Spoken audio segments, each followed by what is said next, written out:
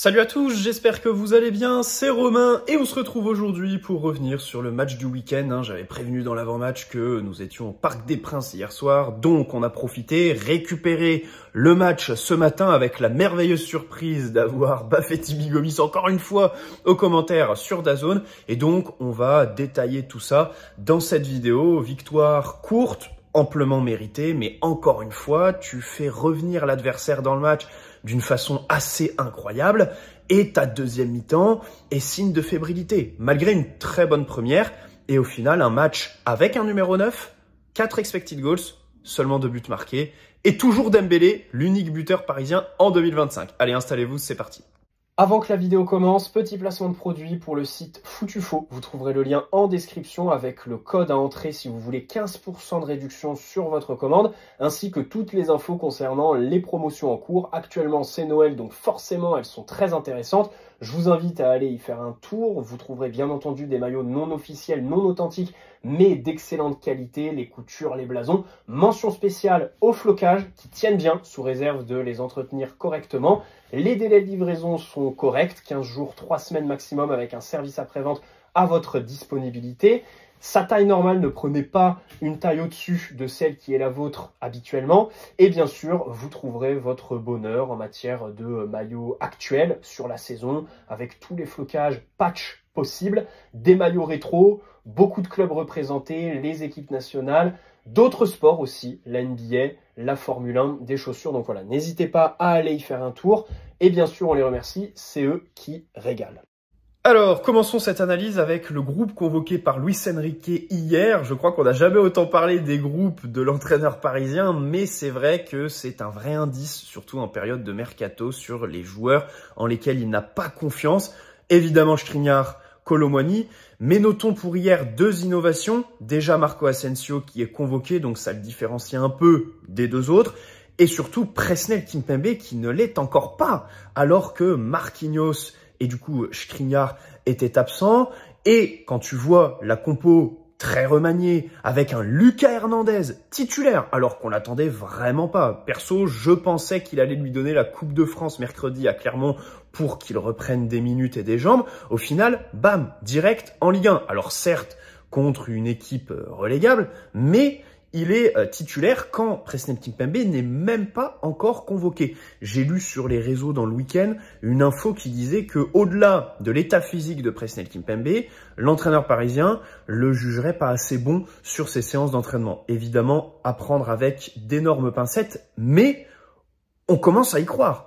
On commence à croire à un problème avec Presco. On rappelle que tout début octobre, quand l'insider Jamel avait dit que Kimpembe ne faisait plus les séances collectives, lui-même avait pris le risque, entre guillemets, de démentir l'info de Jamel, qui au final s'est avéré réel, puisqu'il n'y avait aucune photo de Kimpembe à l'entraînement collectif, et le club balance tous les jours des photos de l'entraînement. Voilà, il avait dit, tu fais des likes, tu fais ça pour le buzz, machin. Et au final, 4 mois après, on ne le voit toujours pas. On ne le voit toujours pas. Bref, le 11, comme je l'ai dit, aussi très remanié. Ça aussi, c'était assez surprenant parce que tu as City qui arrive mercredi prochain. Bon, je pensais qu'au moins sur les 2 matchs de Ligue 1, il allait faire comme avant Salzbourg, à savoir titulariser l'équipe qu'il sera en Coupe d'Europe. Je suis pas sûr que Beraldo, Mayoulou, Lucas Hernandez, évidemment, le seront. Il choisit aussi de jouer avec un numéro 9, Gonzalo Ramos, alors jugé avec énormément d'exigence, d'intransigeance, parce que 60e minute, il sort. Voilà, c'est le premier. Il fait un mauvais match, on va pas se mentir. Surtout que je disais en intro qu'on a eu 4 XG hier, Saint-Etienne 0,24.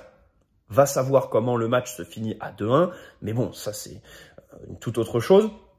Et Ramos, sur les 4 XG, en a eu 1,15, 1,20.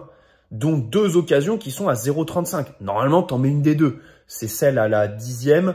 Et l'autre, je l'ai plus. Je sais pas si c'est... Je pense pas que ce soit celle en fin de mi-temps où Nuno Mendes fait un petit exploit sur le côté et lui fait un centre. Parce que bon, il est pas non plus en grande position. Il est proche du but, mais un peu excentré quand même. Par contre, celle à la 10e, il doit la mettre, quoi. Cette fâcheuse tendance à faire des frappes toutes molles. En première mi-temps, certaines séquences où il montre une capacité dans le jeu associatif, notamment une petite remise à un moment donné qui est très bien sentie. Après, en deuxième, il disparaît complètement.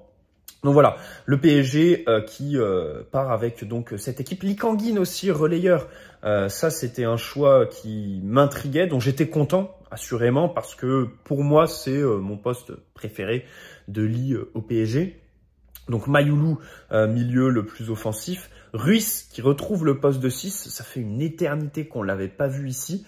Mais souvent, quand il décide de faire tourner, il décide que c'est Ruiz qui va être la sentinelle. Il prend pas par exemple un João Neves qui était sorti à la 60e minute du Trophée des Champions et qui hier ne rentre même pas. Donc là, il est plutôt frais, le petit Portugais. Donc voilà. Warren et Vitinha, eux, sont rentrés.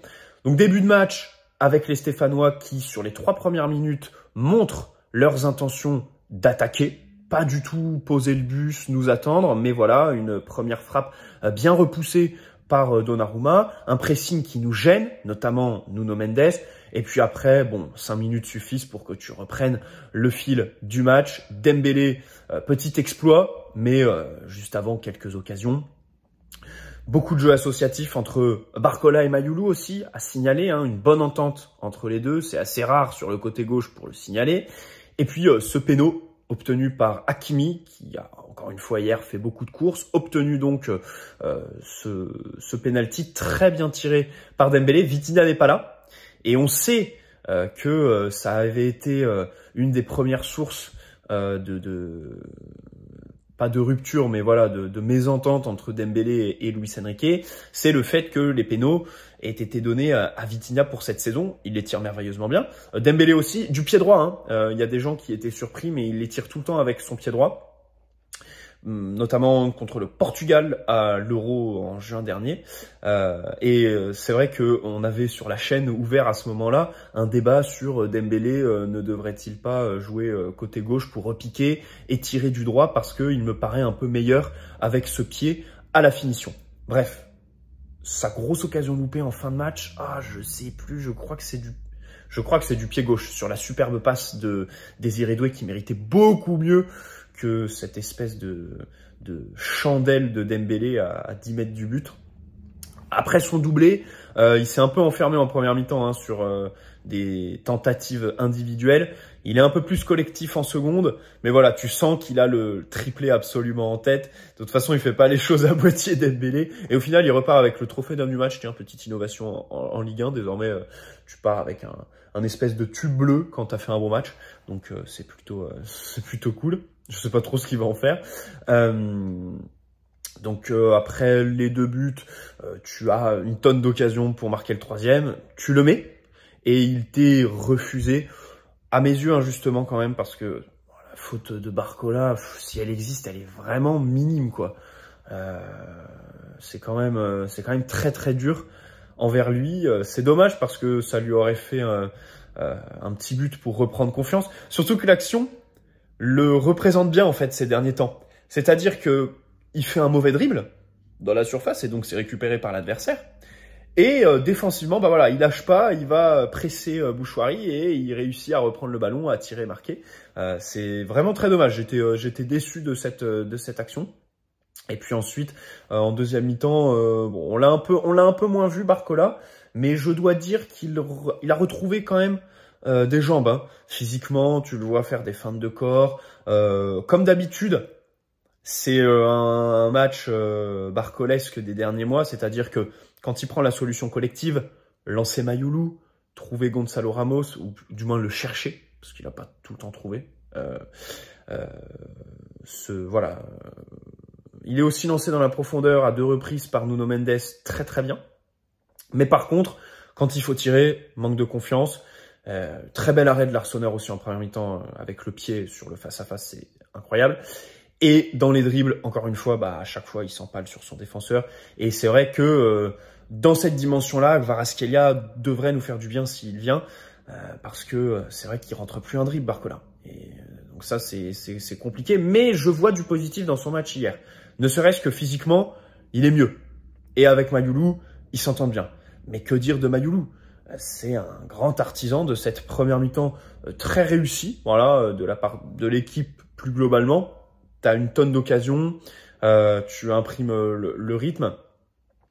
Et lui n'y est pas pour rien, par sa capacité de déplacement et sa justesse technique. À chaque fois qu'il a le ballon, une de touche, c'est plié, il fait la différence. Voilà, les contrôles, sur son super face à face. Alors super, je sais pas parce que justement ça pourrait être un point négatif. Il le joue pas très bien son face à face, mais il y a un contrôle, entrée de surface, le 1-2 avec Barcola qui est assez incroyable. Il trouve Ramos parfois très très bien. C'est vrai que ce petit jeune, on veut vraiment le revoir. Alors il a pour lui d'avoir joué les matchs les plus ouverts de la saison. C'est-à-dire qu'il a aussi joué, rappelez-vous, contre Strasbourg, en octobre, notre victoire 4-2. Et pareil, on avait une équipe qui est venue au parc pour ouvrir le jeu, avec des prétentions, bon, qui au final repart avec la défaite. Mais voilà, qui joue, qui ouvre. Par exemple, je crois pas qu'il ait été titulaire sur le match contre Auxerre, où on a un bus complet. Donc voilà, ça fait plaisir d'avoir ce Mayulu. Lee Kang-in aussi a profité de cette équipe qui te laisse des espaces pour faire de très bons renversements, lancer aussi Dembélé côté droit, prendre des frappes. Il a tiré encore une fois, notamment une très belle en première mi-temps avec son pied gauche. Et dans ce rôle de relayeur, du coup, un peu plus reculé, il est aussi amené à jouer dans les petits espaces, à la relance, faire monter le ballon. Et il l'a bien fait à plusieurs reprises. Il faut le noter. Il est bon, fréquence d'appui, les petits dribbles, la conservation, vraiment, c'est un bon joueur quand il est relayeur, Lee Kang-in. Moi, j'apprécie son apport quand il joue à ce poste-là. Donc, on demande à revoir. Et hier, vraiment, un bon match des deux, et notamment Lee. Alors, faut noter aussi que sa première mi-temps est très consistante, mais comme lors du Trophée des Champions, en deuxième, il s'efface. Et d'ailleurs, il finit le match. La faute à la toute fin, là, elle est quand même assez méchante. Et on espère rien de grave pour lui parce qu'il y avait les soigneurs et tout ça. Il était couché sur la pelouse pendant 10 minutes après. Donc on espère que ça n'est pas trop grave pour le petit Coréen. Il tire un corner en première mi-temps. Et en deuxième, je crois que c'est lui qui trouve Beraldo en début de seconde. Parce que on revient des vestiaires finalement avec les mêmes intentions qu'en première. Beaucoup d'occasions. Et au final, tu ne les mets pas. Et ce coup franc, alors là, c'est assez bizarre. Honnêtement, le truc, il n'y a rien qui va. Alors, la faute déjà. La faute, elle est de Beraldo. Je pense qu'on peut l'excuser. Déjà parce que le reste de son match est bon. Et ensuite parce qu'il est axe droit alors qu'il est gaucher hier. Et je pense que du coup, cette faute, bon, elle est imputée sur le fait qu'il n'est pas du bon côté, qu'il n'a pas les mêmes repères, machin. Et donc, derrière, Donnarumma place son mur, n'importe comment. Et d'ailleurs, l'attaquant géorgien, David Charvili, en plus, je me suis dit, il faut que tu retiennes pour le débrief, et voilà, je l'ai encore pas. De toute façon, c'est comme le gardien géorgien. Non, lui, ça y est, je l'ai, c'est Mamardashvili. Je les écorche, toute cette génération de Géorgie plutôt intéressante. Mais voilà, il le dit en zone mixte après le match. Je fais mon choix quand je vois Donnarumma placé autant à ma droite en fait. Et qui m'ouvre l'axe du but avec ce mur et l'intervalle entre lui et son mur qui est absolument dingue. Alors tu sais pas trop ce qui se passe. Donc le placement du mur, son placement, son plongeon, qui est pas très énergique, et sa main, qui n'est pas assez ferme. Donc vraiment, il n'y a rien qui va. Et Donnarumma a cette faculté à tout seul remettre sur la table les débats du poste de titulaire, parce qu'après en plus il va en zone mixte et il dit voilà, par rapport à la concurrence avec Safonov, je suis très tranquille. Il est vrai que l'entraîneur fait son choix avant chaque match, on les découvre, on joue machin, ça se passe bien, bon, donc voilà, il est tranquille, mais c'est pas possible quoi. Ce coup franc, c'est pas possible. Alors dans le week-end, il y a eu des bruits comme quoi l'Inter s'y intéressait pour un transfert l'été prochain. Ce serait exceptionnel. Je serais à San Siro au premier derby milanais si Donnarumma va à l'Inter en étant formé au Milan AC. Déjà que j'étais au San Siro quand ils avaient distribué les billets de Donnarumma et la UE. D'ailleurs, il avait fait un bon match ce soir-là. Mais vraiment, ce serait exceptionnel. Bref, donc un week-end un peu mouvementé pour lui, que ce soit au niveau du marquage. C'est dommage parce que avant le coup franc, il fait un bon match. Il repousse le peu de frappe qu'il a à faire. Et avec ballon, il est plutôt bon. Entreprenant, des relances longues, j'en vois certaines sur Nuno Mendes. Même au pied, il trouve des angles de passe plutôt intéressants. Il perd pas de ballon, il envoie pas de parpaing. C'était un bon match jusque-là. Mais ça vient tout ternir. Et derrière, on peut aussi dire qu'il flanche pas. Alors après, Saint-Etienne n'ont pas non plus d'occasion très très franche de temps de jeu très marqué. Mais voilà, c'est vrai qu'on a un gardien qui tout seul va créer cette espèce de débat qui normalement ne devrait pas exister s'il avait un peu plus de jugeote et s'il était un peu plus concentré, quoi. C'est assez frustrant, c'est assez frustrant.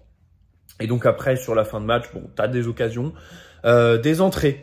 Alors sur les entrants, Pacho, on va faire de la défense jusqu'à l'attaque. Pacho fait une bonne entrée, je trouve. Notamment, il y a quelques passes intéressantes. Ça, c'est à signaler.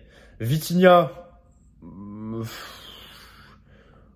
ok, il touche le ballon. Bon, pas l'entrée la plus transcendante. Warren, par contre, je trouve que physiquement, il est plutôt bon dans les duels. Il est à propos et tout de suite, il rentre bien dans son match. Désiré Doué, il y a beaucoup de déchets. Il y a beaucoup de déchets. Mais il y a aussi, voilà, cette passe pour Dembélé qui doit finir en passe décisive, tout simplement. Donc c'est dommage. Un petit débordement aussi à un moment donné. Donc il y a des choses, il y a de la matière, mais voilà, c'est trop peu. Et pour les entrants, je crois que c'est tout sur le match d'hier. Ruiz en tant que 6. Donc début de match, c'est très compliqué, il a pas de repère et donc il se fait un peu tourner dans tous les sens par les Stéphanois. Mais après, je trouve qu'il prend le fil du match, il protège plutôt pas mal sa défense et puis à la relance, il apporte de la fluidité, il joue rapidement, simplement. Après voilà, offensivement, il se montre pas, il n'y a pas non plus de gestes de grande classe comme les renversements de Lee ou les déplacements de Mayoulou. Je dirais même Hakimi qui s'est montré à la relance hier. Alors, il obtient le péno, mais offensivement, il est un peu moins en vue dans le dernier tiers, parce que les courses, il les fait toujours, hein, il est là, il est présent. Mais à la relance, c'est vrai que c'est un dénominateur commun de ces derniers matchs. Il est plutôt bon, en pleine confiance. Donc ça fait plaisir. À un moment donné, il fait un super renversement côté opposé. Ok, je me suis dit, c'est pas mal. Et il y a quelque chose qui a changé dans cette équipe. Et je me suis fait la réflexion en première mi-temps hier, c'est que l'année dernière, le match à Newcastle par exemple, mais aussi Milan, Hakimi était visé à la relance parce que c'était notre maillon faible et les adversaires le pressaient lui plus que les autres. Bien là, il est en confiance et ils vont chercher l'autre côté Nuno Mendes. C'est terrible. J'ai l'impression que hier, Nuno Mendes faisait partie du plan stéphanois. Ils se sont dit, il est pas en forme, on va aller le titiller. Et ça a marché. Cette espèce d'erreur avec Lucas Hernandez. Alors, Lucas Hernandez a aussi une petite responsabilité, mais Nuno avant tout. Parce que, au-delà de cette erreur, il y a des passes à la relance qui sont effroyables. Et pour un joueur, pour Nuno, c'est très surprenant de voir ça. Et c'est à mettre en relation, je pense, avec ses envies de départ, quand même, qui sont connues de tous. Il est intéressé pour partir à Manchester, machin. Moi, je pense quand même qu'il va finir par prolonger. Mais faire ce genre de prestation, quand dans la presse, ils se disent ce qu'ils se disent sur Nuno ces derniers temps, je trouve ça un peu limite. Et alors c'est vrai que c'est un match, comme le Trophée des Champions finalement, à deux visages. Donc là, on est parti sur le visage négatif, parce que voilà, il y a des actions qui sont assez bizarres. Mais positivement, il y en a d'autres. En deuxième mi-temps, il fait des bons retours dans sa surface. Il lance Barcola, comme je le disais plus tôt, dans la profondeur, plutôt bien, à plusieurs reprises. Mais voilà, il y a des moments, des absences qui sont assez lunaires, ouais, chez Nuno. C'est quand même compliqué. C'est quand même compliqué, Nuno. Encore une fois, un match à deux visages. Et je trouve que Luis Enrique l'a moins responsabilisé offensivement que sur les autres matchs. Hein. En premier mi-temps, il lui a dit « Non, Coco, tu restes derrière, tranquille. » Après, en deuxième, il montait un peu plus. Mais il y a aussi l'exploit. Il y a aussi la bonne action qu'il fait pour servir Ramos aussi en fin de première mi-temps. Mais voilà, on cite quelques actions positives parce qu'il y en a. Mais c'est vrai que hier, je retiens plus ouais, le côté un peu... les absences qui sont de plus en plus surprenantes chez lui. Bref. La paire de centraux, c'est intéressant. Donc Lucas revenait, donc axial gauche, un bon match pour lui. Alors, comme d'habitude, hein, c'est quelqu'un qui va mettre beaucoup d'énergie et du coup, tu as l'impression qu'il est un peu sur un fil. Mais au final, il fait pas d'erreur. Peut-être qu'il s'engage un peu trop parfois, mais il récupère derrière. Avec ballon, il assure. Physiquement, voilà, il a paru plutôt affûté. Donc, enfin, pour une première titularisation depuis 10 mois, c'est plutôt intéressant. C'est plutôt pas mal. Beraldo, lui, très bon match hein, à signaler. Donc, avec ballon, pas d'erreur, comme il le faisait trop souvent sur ses dernières titularisations. Aussi des actions de classe. Des renversements de l'autre côté qui sont vraiment les bienvenus et sur des actions où c'est pas forcément la solution évidente. Et aussi défensivement. Une très belle partie dans ce compartiment-là. Bien sûr, quand il joue axial, même si c'est axial droit, tu te rends compte qu'il a plus de repères que latéral gauche, tout simplement. Et il y a des interventions dans sa surface qui sont très intéressantes. Les duels aériens aussi sont remportés pour la plupart. Donc vraiment un bon match de Beraldo hier. Ça fait plaisir de le voir... se muer en solution de rotation de plus en plus fiable et sérieuse. Voilà, donc c'est très bien, c'est très bien. Finalement, ouais, son match hier, j'avais un peu peur en fait quand j'ai vu l'absence de Marquinhos. Bah d'ailleurs, j'avais insisté dessus dans l'avant-match. Hein, je disais ouais, tout le temps Marquinhos, à cette période de la saison, il est un peu blessé. Il faut penser à recruter. Le club va recruter à ce poste. Alors cet hiver ou cet été, ce sera fait. Mais j'ai un peu plus confiance après le match de Beraldo hier. Après, c'est vrai que c'était un adversaire moindre hier. Mais voilà, Saint-Étienne qui reprend aussi confiance ces derniers temps. Belle victoire contre Reims dans la journée d'avant. Et puis surtout, hier, je vois une équipe qui se maintient en Ligue 1. Et on gagne que 2-1. Alors pour nous, c'est dommage. Mais pour eux, je suis content parce que c'est le genre de match où bon, ils perdent. Mais il y a des motifs d'espoir, tu vois, ils font une bonne deuxième mi-temps, ils marquent ce but et tout ça. Ils ont été fidèles à leurs principes, ils ne se sont pas défigurés. Donc voilà, ils peuvent être contents de ce qu'ils ont affiché hier. Voilà. Saint-Étienne, c'est une équipe que je porte un peu dans mon cœur. Hein, voilà. Pour la petite histoire, ma mère a habité à Saint-Étienne pendant des années et donc j'ai grandi avec elle. Et quand j'ai commencé à aller au foot, en fait, les premiers équipements qu'elle m'achetait, c'était Saint-Étienne. Je suis pas du tout de Saint-Étienne. J'ai fait des matchs aussi là-bas parce qu'on a de la famille, on a un peu de famille sur place, mais j'avais aucune attache là-bas et au final, j'ai suivi ce qui se passait dans le vestiaire plutôt que à la maison. Parce que, après, ma mère, c'était pas non plus la fan de foot, hein, elle me déposait sur le parking, elle regardait pas mes matchs. Mais j'ai suivi après derrière le mouvement PSG quand j'avais 10-11 ans. Mais voilà, du coup, Saint-Étienne, c'est une équipe... je veux absolument aller, surtout le stade Geoffroy Guichard, parce que au-delà de ça, c'est vraiment un club mythique français. Et puis surtout, l'ambiance est dingue, quoi. Donc c'est vrai que Geoffroy Guichard, c'est un truc... avec mes potes, on s'est juré de le faire d'ici à la fin de saison. Voilà. D'ailleurs, c'était un match de phase aller, hein, c'était le dernier. Et donc, on la boucle avec 7 points d'avance sur l'OM, qui ont célébré leur victoire à Rennes comme s'ils avaient gagné un trophée un peu plus tôt dans le week-end. Voilà. Bon, je pense qu'on a fait le tour, en fait. Hein. Finalement, un débrief assez... ouais, je vois pas trop ce que je pourrais redire de plus. On est revenu sur un peu tout le monde. Bon. J'ai quand même hâte, après le match de Ramos hier, de savoir pour quelle option Luis Enrique va opter en Ligue des Champions. Parce que Désiré Doué, je sais pas si le mettre titulaire en Ligue des Champions... Alors, le truc, c'est qu'il l'a été contre Arsenal. Ok, à droite. Mais est-ce qu'il va partir sur un faux neuf contre Manchester City, sachant que le match de Ramos hier l'invite à le faire. Parce que, voilà... En fait, le truc, c'est qu'avec Ramos, voilà, c'est ça où je voulais venir. On pense que Ramos est plus efficace que les autres. En Ligue 1, non.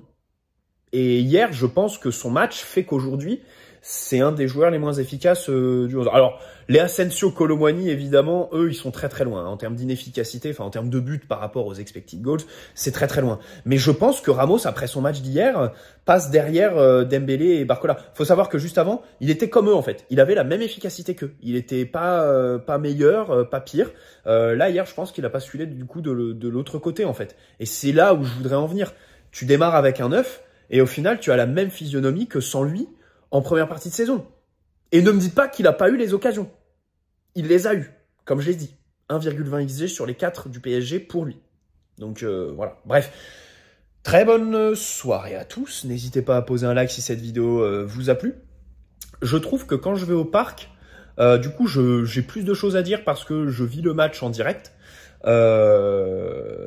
Je vois des choses évidemment qu'on voit pas quand on regarde le match. Et du coup, après, le lendemain matin, comme je récupère, j'ai un peu ce regard froid et je préfère mes débriefs quand je vais au parc. Donc, ça m'invite à aller au parc. Ouais, du coup, même si mon portefeuille ne m'y invite un peu moins.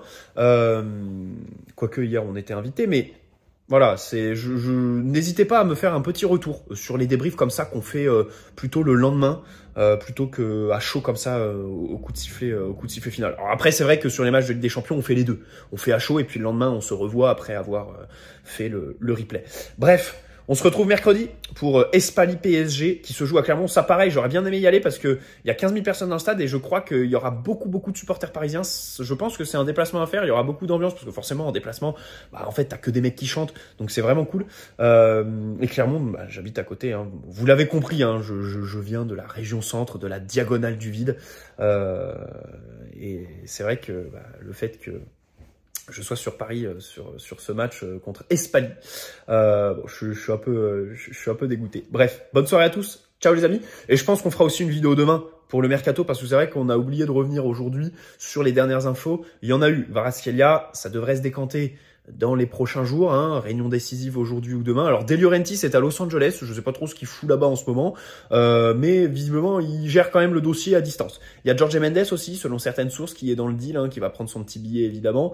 Donc voilà, normalement, ça devrait se boucler milieu de semaine. Et Kolo Muani, un vieux prétendant aussi, est revenu, c'est Dortmund. Tiens, on en avait parlé dans une dernière vidéo. Normalement, il devrait vendre Malen.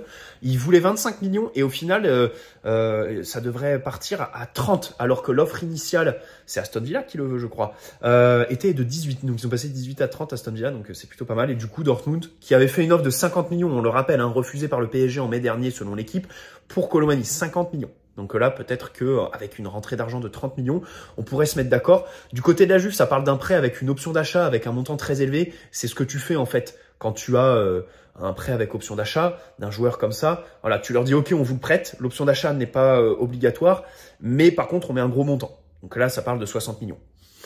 Ils la lèveront jamais. Soyons très clairs. Ciao les amis, prenez soin de vous.